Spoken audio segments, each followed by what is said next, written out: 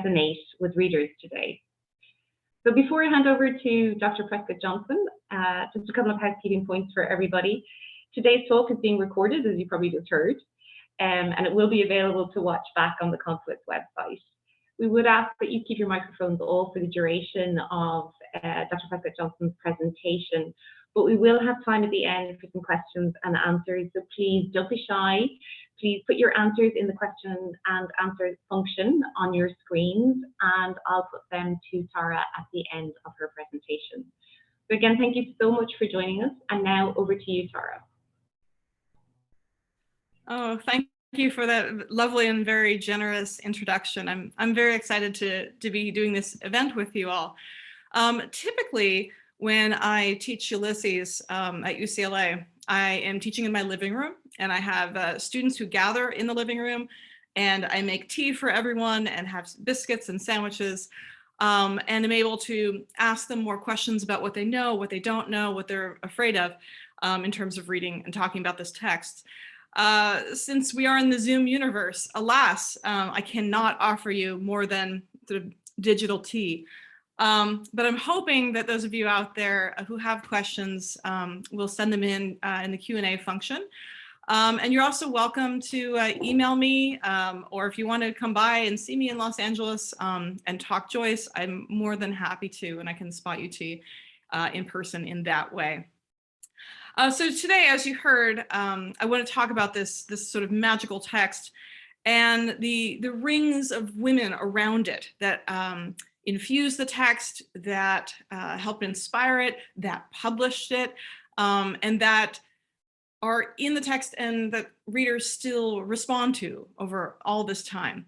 For a long time, books from this period, the so-called high modernist texts, Joyce, Pound, Eliot, were exclusively male. And Ulysses being sort of the touchstone of the high modernist texts, people tend to think of it as part of the old guard, male texts.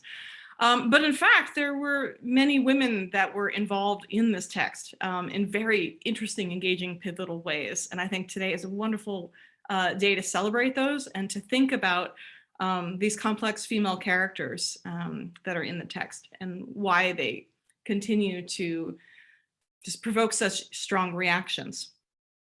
So those of you who are on, I guess, at home or on phones or on laptops, I just want to give you a sense of what's coming.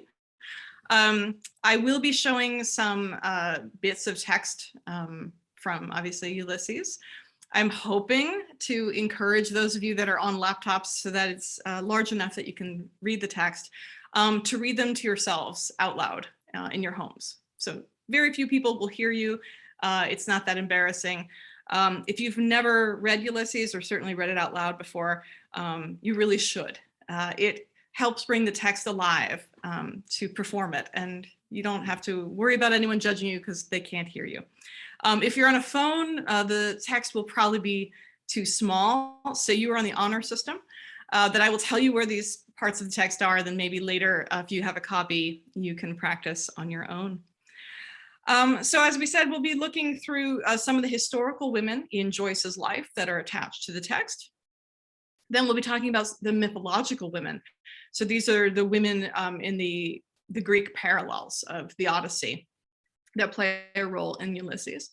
And then finally looking at specific female characters in the novel and talking about how they shed different lights on types of womanhood that are available in literature and in life, and why they stand out the way they do.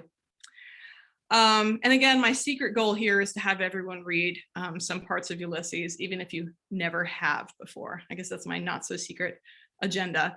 So I'll talk for about 45 minutes, and then we have the 15 minutes at the end for Q&A, and anything that I don't get to or you think of later, feel free to reach out and email me. So let me share my screen.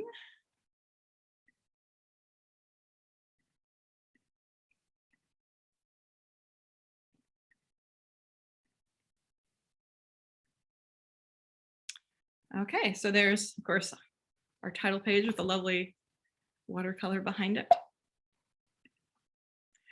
This is a shot of one of my classes, my Fiat Lux course at UCLA, teaching Ulysses. And as promised, there are my teacups, and I made cupcakes, and I think there's some framed quotes. The type of students who sign up for this course don't tend to be English majors. They are from all types of majors at the university who have heard about this book. They've heard that it's important. They heard that it's impossible to read, that it's a big challenge. They know that it's important. And they also have the sense that they will never read it unless they sign up for a course that forces them to do it. So it's really fantastic to get a bunch of science and philosophy and French majors and comp lit and music, because depending on what background you have or what you like to read in, you can bring expertise to the novel that's really helpful for other people. This particular class also had 2 students who were reading in the digital Braille edition, which was really cool. And occasionally we have multilingual students who will read in their home language in addition to English. And then we can talk about the challenges of translation as well. They're all smiling in this picture because obviously it's towards the end of the class. At the beginning is a lot of frustration with struggling with this text. That is pretty hard. This is a picture from Alison Bechdel's Fun Home, a graphic novel that has an ongoing theme or thread of James Joyce's Portrait of the Artist as a Young Man and Ulysses. So I don't want to make the assumption that everyone on here has read Ulysses. So I'm going to do a little kind of brief overview of what the text is before talking about the women behind it. So Joyce set out to write a novel sort of encapsulating all of everyday human experience, condensed in a single day. So instead of having the belief that what is worthy of a novel is sort of epic sagas and battles and only heroes, only people who do really dramatic, amazing things, Joyce wanted to look at, well, what about everyday life? What about waking up in the morning and burning your toast? What about walking around, getting dressed, running your errands, having lunch, going to the bathroom, taking a dump, visiting other people, attending a funeral, thinking back of memories of the past. And so he encapsulates both the everyday things that usually were considered not fit for novels, but also sort of these grand sweeping things that happen in our lives, like births and deaths and falling in love and loss, all together. So he chose this date with the novel is set, June 16th, 1904. It is the day that he met the woman that would become his lifelong partner, Nora Barnacle, and went out for a walk with her. It was much more than a walk. But to commemorate that very, very special day, it became the date of Ulysses, as I said, June 16th, which is now celebrated around the world as Bloom's Day, named after one of the main protagonists, Leopold Bloom. So, as I said, it takes place, begins in the morning, goes all the way through to the evening of a single day. And you might think, like, how do you write 700 pages on a single day? Well, by jumping into the heads of multiple people, by having long musings and interior monologues and crisscrossing ideas, and just beautiful delving into everyday life. Just a little rough bit of an explanation. So the book follows, for the most part, two main characters, mostly male protagonists. We have Leopold Bloom, who is a Jew and a advertising canvasser. So he solicits advertisements for publications. He's married to a woman, Marion Bloom, called Molly. They have a daughter, Millie, and they are mourning the loss of a baby named Rudy. His heart, as I said, in mourning over the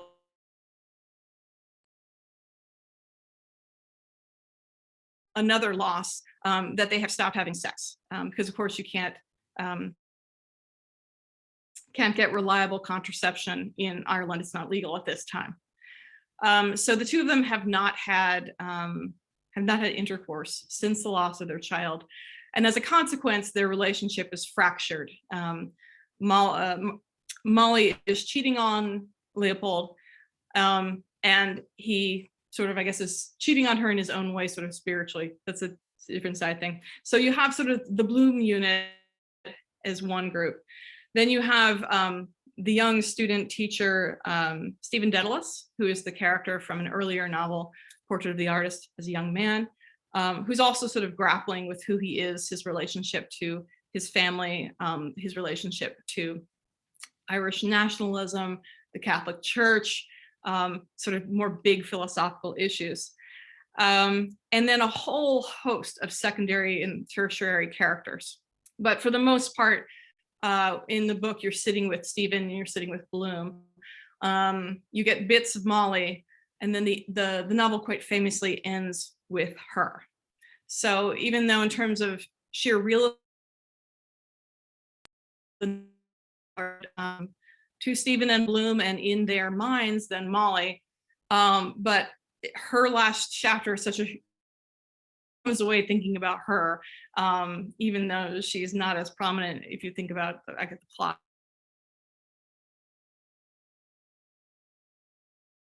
This is inspired by and linked to Homer's epic poem, The Odyssey, where Odysseus and his sailors are sailing around trying to return home to Ithaca and his wife, Penelope.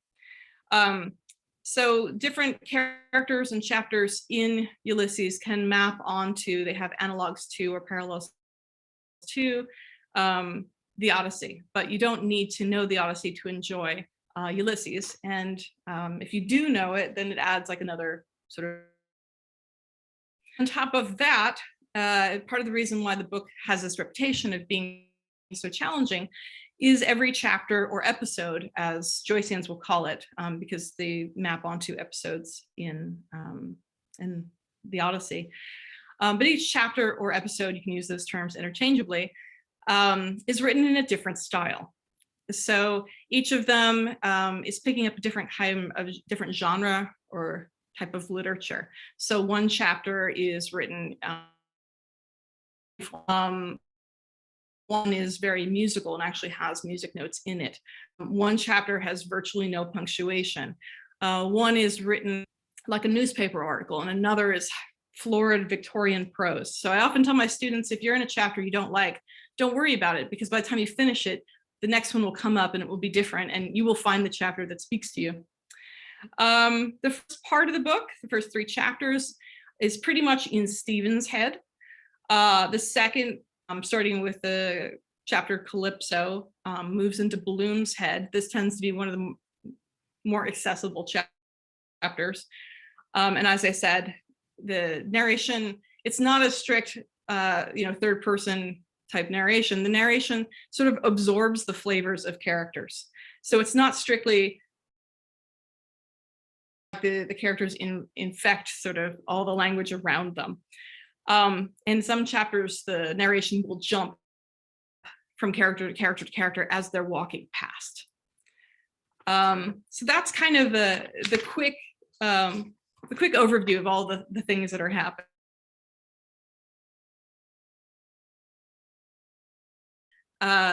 The women behind this text, starting with actually May Joyce, who would be Joyce's mother.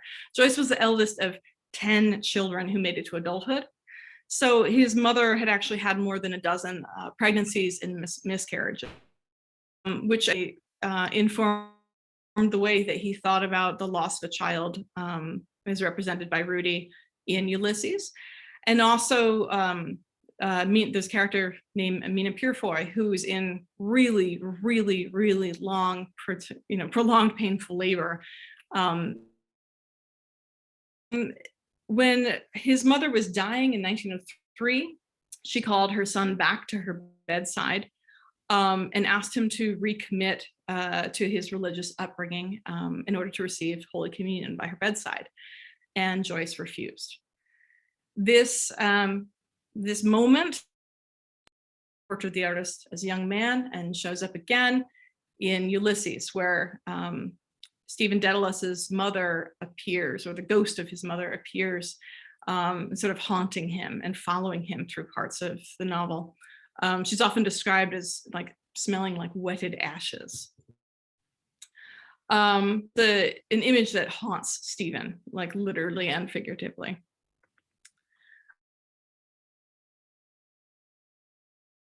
Of Ulysses, of Joyce, that has images from Ulysses threaded through it. I just like to share the novel in this a reproduction of the first version. And actually, before I jump too far ahead, I wanted to talk. I mentioned earlier about Nora Barnacle. So she was a country girl from rural Ireland in Galway. Wasn't educated, very plain spoken, inexperienced, and she went to Dublin and worked as maid in a hotel. And as I mentioned earlier, Joyce was completely just thunderstruck by her and went out with her and had a tryst on June 16th. Joyce and Nora were obviously bonded as partners, but he refused to participate in, in marriage as it was defined in Ireland at that time. So the children that she had were born out of wedlock, which was in a very, very difficult position to be in Catholic Ireland at that time. And you can imagine what it would be like for her to be married to someone like Joyce as he became more and more famous, to leave the country of her birth, all she knew, for the rest of her life and live in exile in other countries, to spend the rest of her life outside of Ireland with Joyce. They had two children, Giorgio and Lucia. And Lucia is an interesting figure in herself. I don't have enough time to go through it right now, but she was a talented artist and dancer who struggled with mental illness. And if she is a figure you're interested in, there are several really interesting biographies and actually a graphic novel devoted just to Lucia. But the other thing that we were really indebted to Nora for was that she was inspiration for Molly Bloom. James Joyce and Nora exchanged famously dirty letters between the two of them, which also informed the representations of women's sexuality in Ulysses. The first installments of Ulysses, as he was writing it, began to appear in the Little Review, which was these small, what they called little magazines, literary magazines, in 1918, which had two female editors, Margaret Anderson and Jane Heap.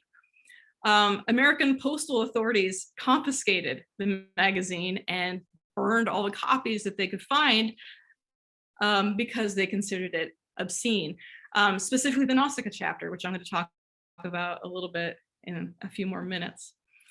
They actually charged Anderson and Heap with publishing lewd and obscene material. There was a court case over this. Anderson and Heap paid a fine. It wasn't particularly large, but the fact that they were willing to go to bat, so to speak, for Joyce to publish this work and put it out despite all the controversy is quite notable. And they were just two of many women who very early on became supporters and patrons of Joyce and his writing.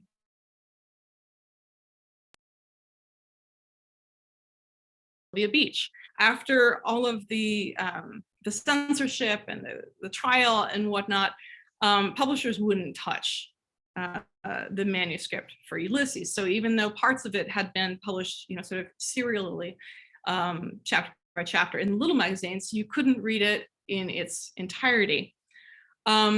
Sylvia Beach was an American who the exchange rates were quite afford to live there much better than she could back in the US.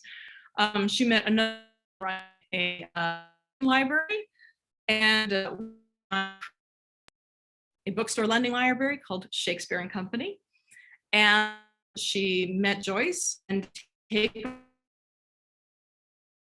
to despite all of the controversy.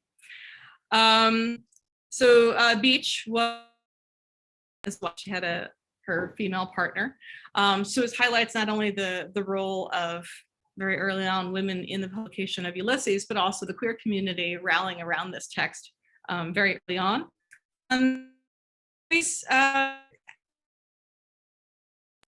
He really wanted published and available by his birthday, his 40th birthday, hence February 2nd. And they had a copy in his hands by his birthday. The novel after Finnegan's Wake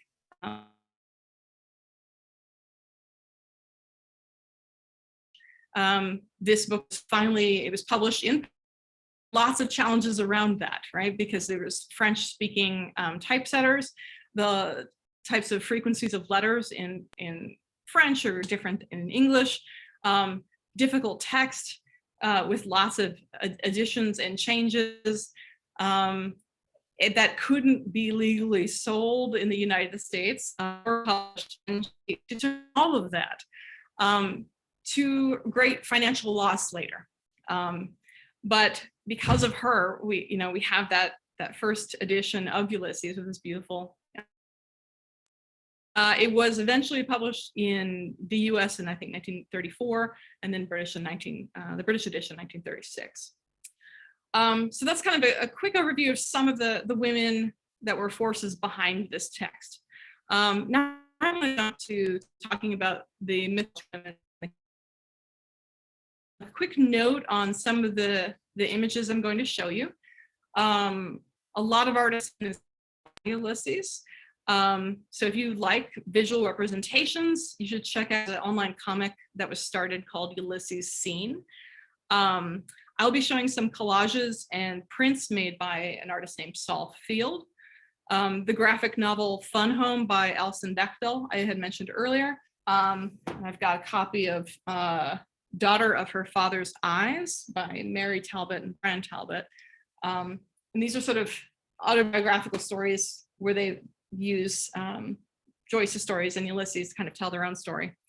Okay, so without further ado, oh, I should have mentioned, there's a picture of Sylvia Beach and Joyce outside of Shakespeare and Company.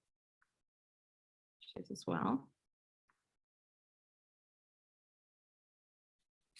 Okay, so there are many female characters throughout the novel. I'm only going to touch on a few that are kind of favorites of mine.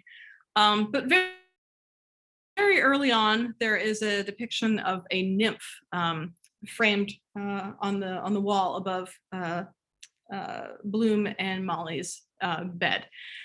And it kind of is sort of looking out over them, over the marriage bed in which no sex is happening. And while Molly is reading a book that has a term that she's never heard before, and she asks Bloom to define it for her, metempsychosis. And his first reaction is to define the term with more terms that she doesn't know. I think we all have encountered people like this. And her frustration is, she says, "Oh, rocks! Like, tell us in plain words. Like what is this? Who's he when he's at home? What does this word actually mean?" And so he goes from metempsychosis to transmigration of souls to, well, some people believe that after you die, you come back as something else. And he mentions coming back, a woman who may come back as a tree or a nymph, which is oddly echoing the picture that's behind him. The nymph reappears in some other chapters, but she just, like, one sort of mention of one of the actual myths, or representations of Greek myths that's literally in the story. And there's lots of ones that are allusions as well. Now I want to talk about the character Gerdy Mcdowell, who comes up in the chapter Nausicaa. This is the chapter that I mentioned once it was published. This led to the book being banned. So in Homer, Nausicaa is the princess who shelters Odysseus when he is shipwrecked. And in the world of Ulysses, Gertie, this whole episode is written in frilly, florid, over-the-top, dreamy, idealistic Victorian prose. The reason why, just think saccharin. If you could just cover all the text in lace and ribbons, that's what you have. I think what I particularly love about it, so Gertie is a young woman, so kind of edge of girlhood, young adulthood. And that's definitely a phase that lots of young women go through, of, you know, absorbing romance novels, reading women's magazines or teen magazines. In many ways, the sort of advice to women back then has not changed that much from the advice to young women today. Their entire, you know, publications that are there to sell you things, to fix things. So they have to convince you there's something wrong with you that their product can fix. So Gertie buys into all of this. You know, the right types of clothes, the right type of, you know, skin, the right behaviors, being superstitious, all the things that will, you know, lead to, you know, your knight in shining armor at the end of the day. It's supposed to be sort of obnoxious and over the top, and yet every time I read it, I just I don't know, I side with her. Gertie's her chief concern is her underwear. She's on this beach with a friend and their siblings. She's supposed to be babysitting. Instead, she's daydreaming, and she's kind of building this idealized version of herself as this, you know, beautiful damsel with, you know, with perfect underwear and the perfect colored ribbons that give you all the good luck you could need. There's a quote from the book that actually says, "As for undies, they were Gertie's chief care, that knows the flowing hope and years of sweet 17, though Gertie would never see 17 again, can find it in his heart to blame her." That little aside, Gertie would never see 17 again, is one of the few hints in the text that Gertie is not exactly the way she's presenting herself. So now I want to give you a sample passage from Nausicaa that's infused with Gertie's voice. And this is what I talked about earlier, where I'm going to encourage you to read it out loud in whichever room, wherever it is you are right now, or if you're in your car, and to read it out loud, to perform it, just unabashedly go for it. And the way to do it is to imagine yourself as an over-the-top young girl who truly believes in superstitions and having the right outfit and, you know, all of the magazines that you read and whatnot. And with that kind of sort of innocence and vanity kind of rolled up in one, how you would do it. So I'm going to go to the next screen. I'll be quiet for like 2 minutes. Don't worry about whether or not it's right, and then we'll talk about it.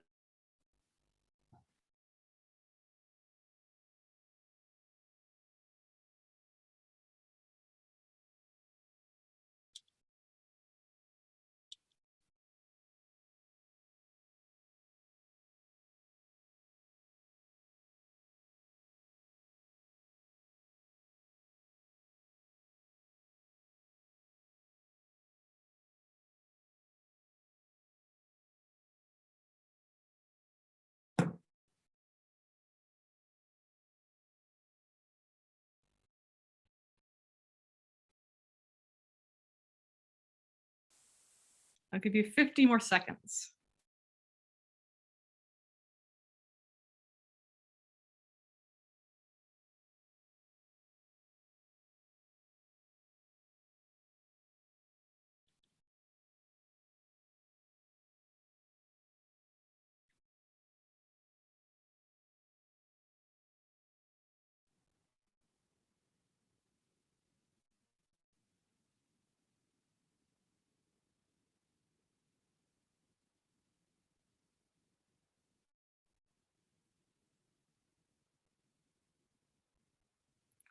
Okay, wrap up whichever bit you were on.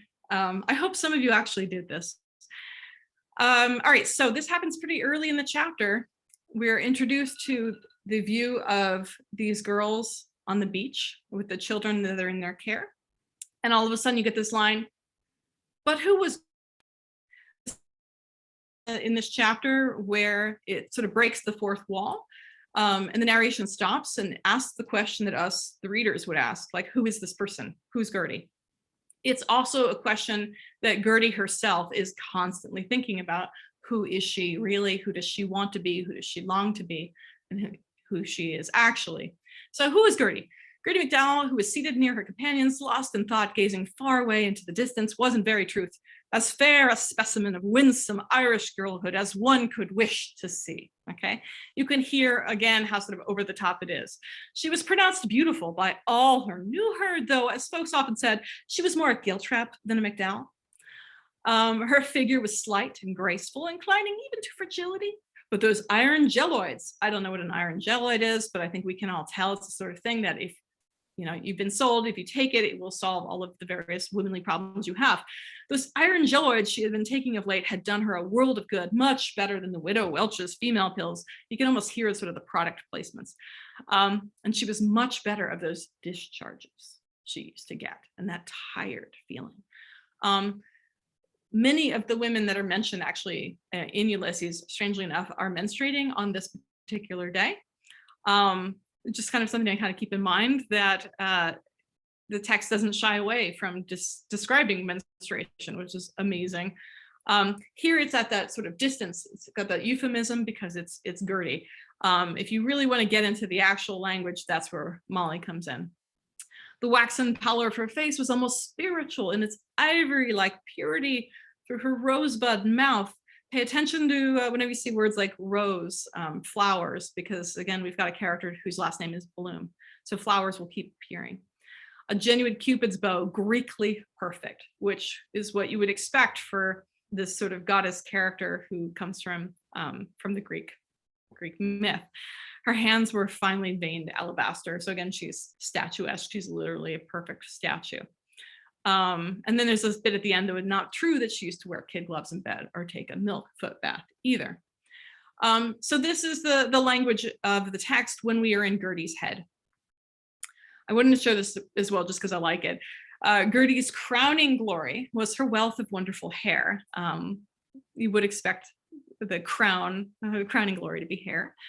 Dark brown with a natural wave, and she had cut it that very morning on account of the new moon, and it nestled about her pretty head in a profusion of luxuriant clusters and pared her nails too, Thursday for wealth. So at the very least, for coming to the talk tonight, you now know that you should take out your fingernail clippers on Thursdays. And just now, Edie's words, as a telltale flush, delicate as the faintest rose bloom, there's our bloom again, crept into her cheeks, and she looked so lovely in her sweet girlish shyness that of a surety God's fair land of Ireland did not hold her equal. It's so over the top.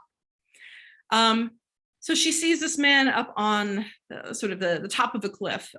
It's Bloom, and he's leering at her, but through her lens, he's this lonely, tortured soul. And so she starts projecting onto him what she thinks this man is. And kind of like notice that he's watching her, hikes up her dress, gives him a little bit more to see. He's clearly into it. And they end up having sort of at a distance, mutual masturbation scene, which is completely a different tone from what we've been seeing all along. And then towards the end, it shifts out of her head into Bloom's. And that's when we find out, as he sees her get up, that she actually has a disability. She's lame. That's his language. There's something wrong with her leg or foot. It's never really explained what, that she can't walk very well. And so she kind of gets up and she starts, limping off. And he describes her as a jilted beauty, and that imperfections in a woman, the way that women are tidy for the way they look. And it just rips the carpet out from underneath you, that you've been following this vision of Gertie, the way Gertie wants to be seen. And then you see through Bloom's eyes the way that she actually is. And the chapter ends with the consummation of their mutual masturbatory moment in fireworks, which is also kind of a beautiful and very, the reason why it got banned moment. I had mentioned earlier, someone had mentioned that I do work on a poet named Mina Loy, who actually sketched Joyce. Roger Conover described Mina Loy's writing as a Trojan verse, deliberately hijacking Victorian vocabulary and conceptual postulating in order to subvert the values and expose the mechanisms that such constructions were meant to euphemize. And that's what I see in Nausicaa too, the sort of Trojan verse, taking all this Victorian vocabulary trying to create this sort of abstract, perfect statue, cold romance, but also this underneath is like real people, real passions, and sexuality that is sort of barely submerged underneath those sort of layers of language. The chapter, Circe was a goddess who could turn men into pigs. It is the longest episode in Ulysses, and it's when Stephen heads to the Dublin red light district, known as Nighttown, and visits prostitutes. It's a very long sort of dream nightmare sequence. Bloom follows him, and the two men finally meet in person at a brothel run by Bella Cohen, who's the madam. Through this long section, lots of women that Bloom have lusted after kind of call him to task. And feminine tendencies, he described as the new womanly man, come up as well. And his longing to be dominated by a woman happens in terms of the dominatrix sort of moment of Bella Cohen. And in this sort of psychedelic, dreamlike state, Bella changes genders and becomes Bello to dominate Bloom, who is both male and female, kind of going back and forth. It's a really, really interesting sort of exploration of gender and subversion of gender roles. In the interest of time, I'm going to start jumping to the best one, the last chapter. And I have some conflict about showing you any of it, because I always tell students I think that it is the dessert of the novel, and it's really best to do all of the meal beforehand and treat yourself with the end at the end. So I'm not actually going to give you the final lines of the book, because that goes against my personal view. But I'm going to give you a bit to get a sense of what it is like. So I'm going to show you a passage, and to prepare you for it, there's no punctuation. I think in the entire episode, there's like 3 periods. But there are sort of sense units. So you keep going, keep reading the way your thoughts would go in your own head. You don't think in syntactically perfect sentence units. You kind of stream all over the place, and that's what she does. So the final chapter of the novel is Molly in bed preparing to fall asleep, and she's ruminating over not only the events of that day in which she sort of met up with her lover, planned a singing performance, but she's also thinking back over the loss of her child, the day that she first met Bloom, and when everything's began to change. And it's this sort of explosion of how rich her interior life is. It's so much more than what we will ever have access to. Which is part of what I really love about the novel ending in the woman's mind, and having such rich complexity. Because we've had Bloom is sort of like, he is a pseudoscientist. You've got Stephen, who's the philosopher. The two of them think quite highly of their erudition and scholarly approaches. And Molly is of the body and earthy, and yet just as deep. So I'm going to look at a part of her soliloquy, which are these ruminations before she falls asleep. And I want you to try to read it out loud. We're rapidly running out of time. I didn't anticipate taking as long as I have. But try it out. Just don't worry about what is right. Just read kind of straight through and keep going. And then we'll talk about it. I'll just give you like a minute.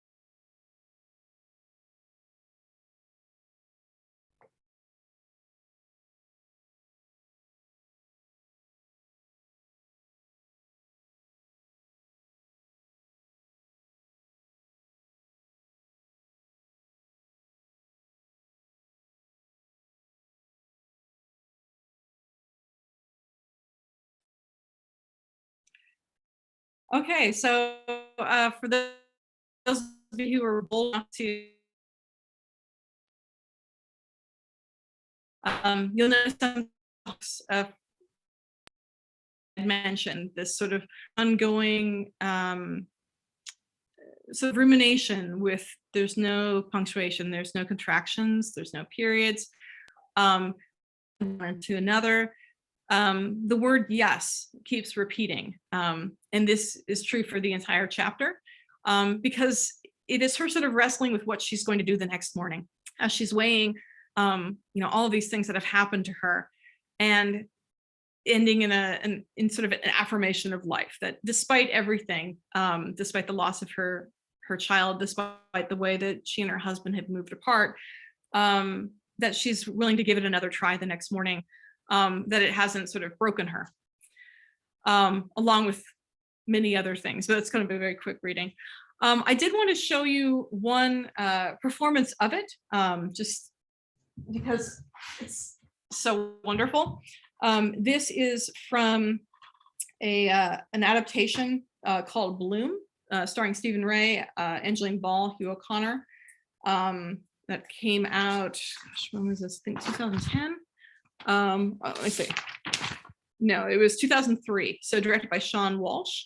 And I just want to show you a little bit from the passage that we just read to see how it has been kind of interpreted. Okay, so let me pop out for a moment and then share it.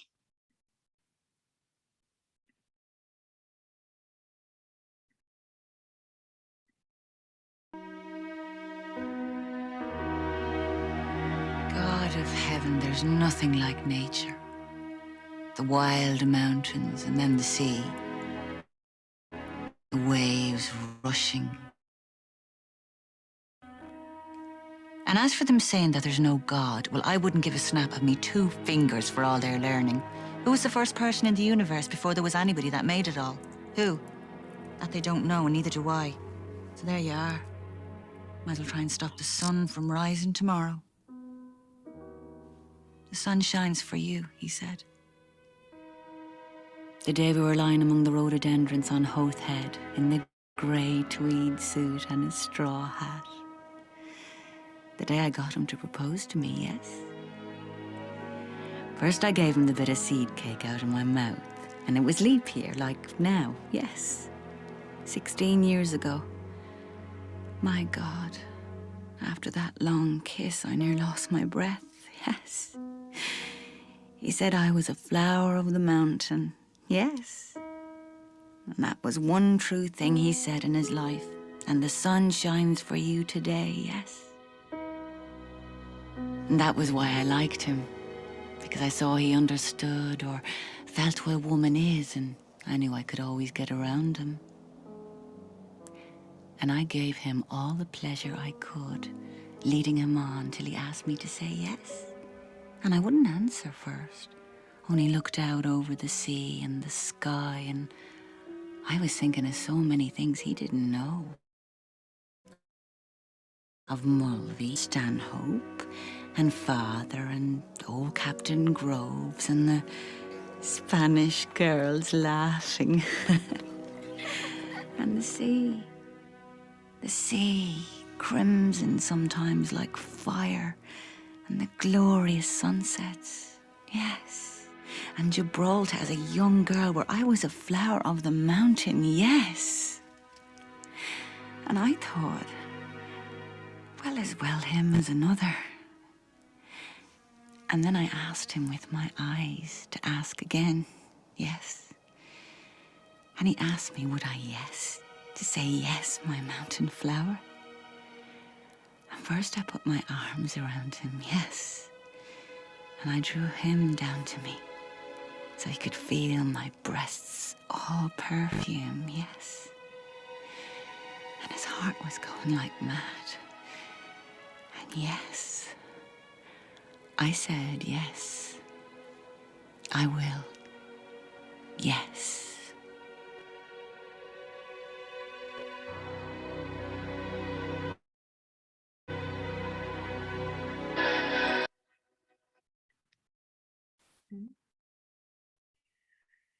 So, so the novel ends in her just compelling, amazing voice as she's getting ready and falling asleep, and actually sets up the novel that comes afterwards, Finnegan's Wake. So if you think of Ulysses as the daytime novel during the day when it happens, the one that's coming afterwards is sort of the dream world.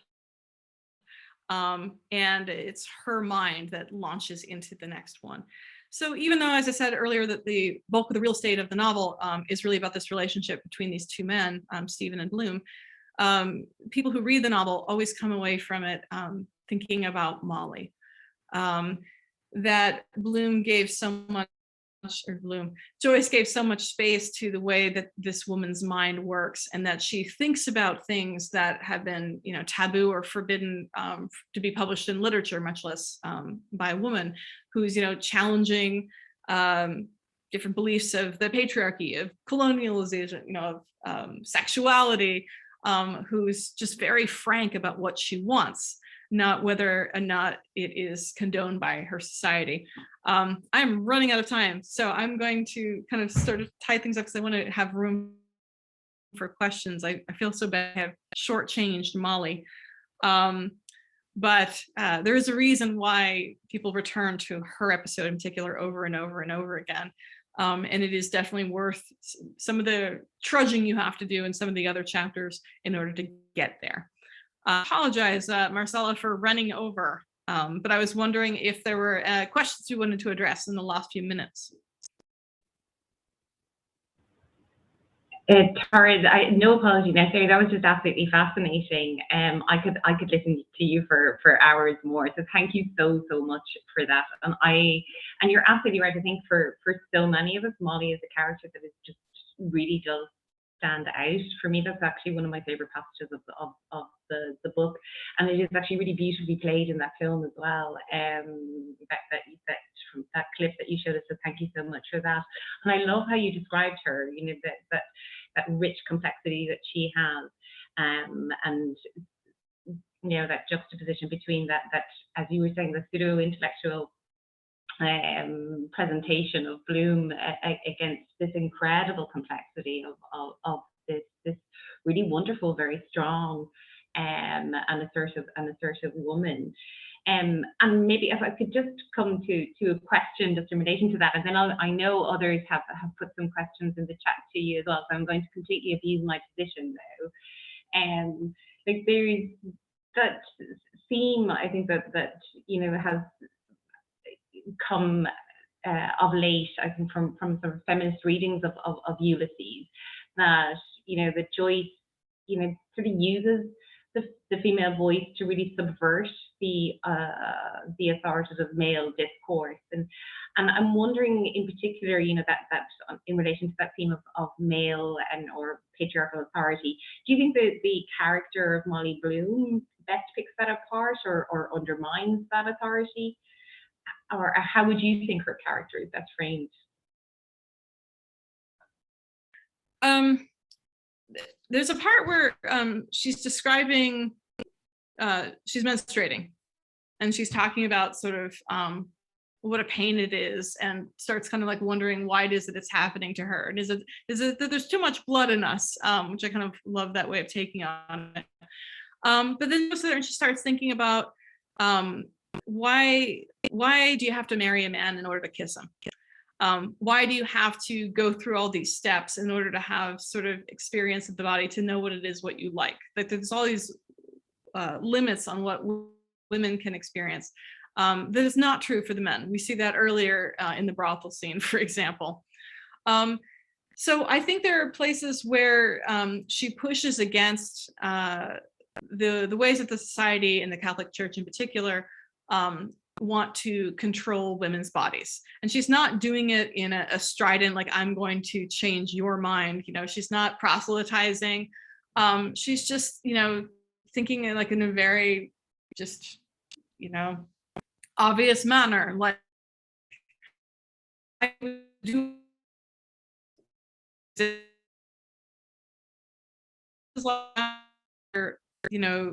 she also talks about the type of pleasure she gets by herself, and how the men that she's had sex with are so bad at like that they're just in the wrong place altogether, which is a nice way of glossing over that whole section. So in those ways, I feel like there's a lot of autonomy that Joyce is presenting her, that she has these desires, she wants to fulfill them. The society's not letting her, the church isn't letting her, the patriarchy's not letting her, the partners don't know what they're doing. And I think in that ways, it's pushing against those, like, and just the fact that her desires exist in the text, that we have a female character who gets to explore all these types of sexuality that at this time just did not appear in texts. And it's, treated as, it's normal, it's natural. Like that scene where it says something about, oh, there's nothing like nature in the sea. These are natural desires that, all these forces are trying to constrict. So I don't know if that's quite addressing what you're saying, but I think that there are places where he definitely pushes back that way.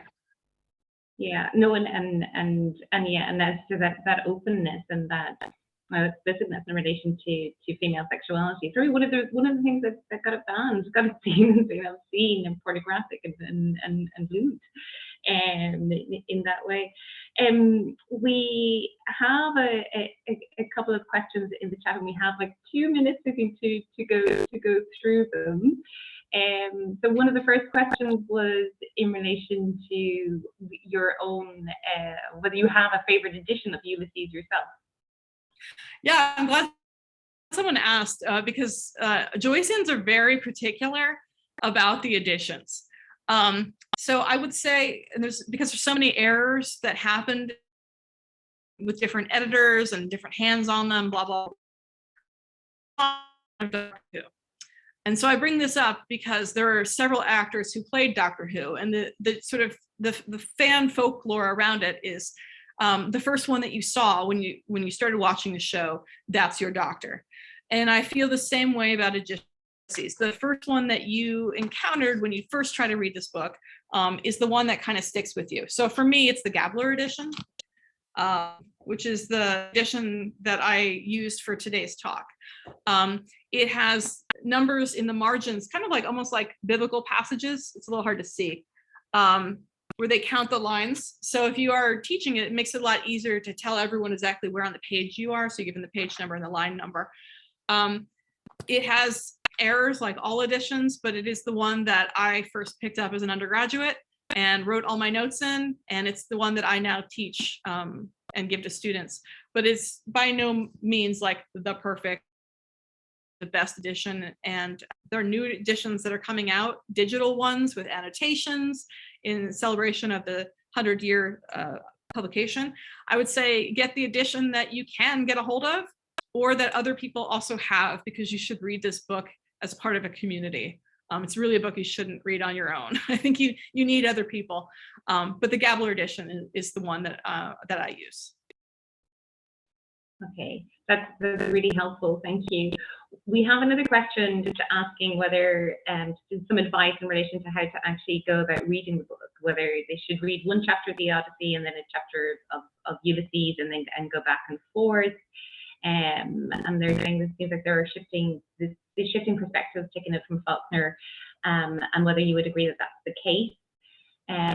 There's also reference to the fact that they believe that Gertie being an unreliable narrator, and maybe actually after you answer this question, I'll come back on that particular point, because I think there's and that will be our final question, because we are over time. But yeah, if you wouldn't mind just providing that little piece of advice in relation to how to approach it. Yep. So I'm a fan of reading the novel by itself. Just have to be okay knowing what's happening and just keep. You try to look up everything, you'll never get through. It will take forever.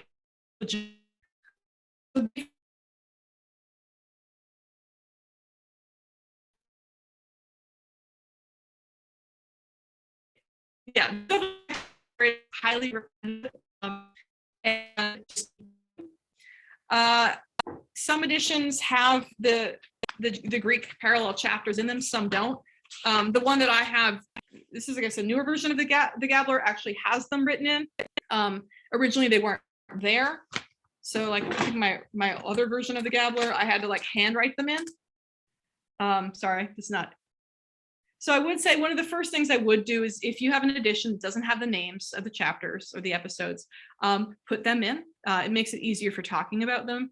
But beyond that, the first time reading through it, just read through it for the sort of, I guess, the Dublin plot. And don't worry too much about parallels and Joyce's, the schema and the organs and the colors and all this other stuff. Read it for the heart story of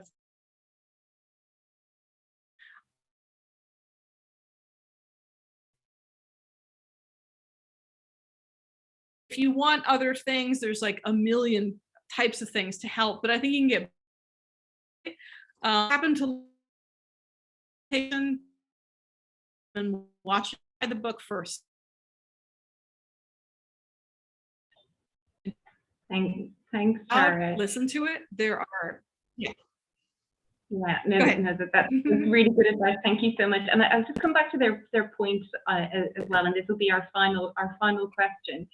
That Gertie is an unreliable narrator, but also running through it, the book actually overall is that you get so many different perspectives from the different characters, and that the female characters, the women characters, give us a very different perspective of Bloom in particular. So who would you say actually is the reliable or unreliable narrator?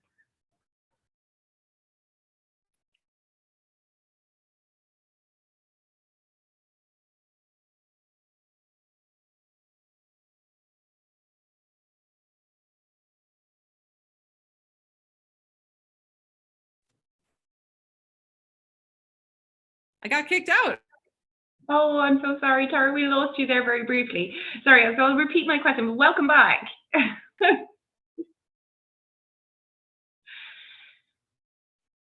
Can you hear us?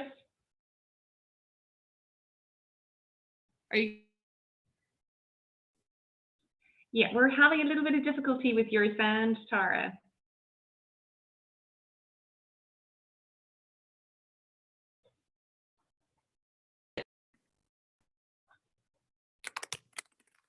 Okay. You able to hear? Okay. We can hear you now. Yeah. So just in relation to that point on the reliability of the various narrators throughout the text, and particularly I think putting the female voices versus the male voices.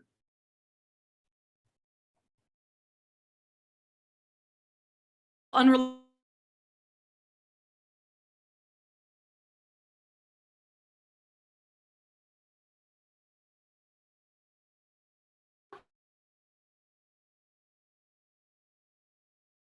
Oh no. Marcella? Yeah, I'm sorry, Tara. We seem to have lost your sound again. Look, I'm sorry. I think that the connection seems to have broken down on us at this stage, unfortunately. So this is gives us a really good excuse there, Tara, to get you back and talk with us again. Colleagues and friends, thank you so much for joining us here this evening. We will make parts of this talk available on our website. And for those of you who are interested in Ulysses and learning a bit more about Ulysses, the Consulate is currently partnering with the Huntington Library for the Joycean Cartographies Conference, which is taking place from the 2nd to the 4th of February, so starting tomorrow. And you can find more information on the Consulate website and also on the website of the Huntington Library. Tara, Dr. Prescott-Johnson, I am so grateful to you for your time. I am so sorry that the connection broke down completely there just at the end, but as I said, a reason to have you back.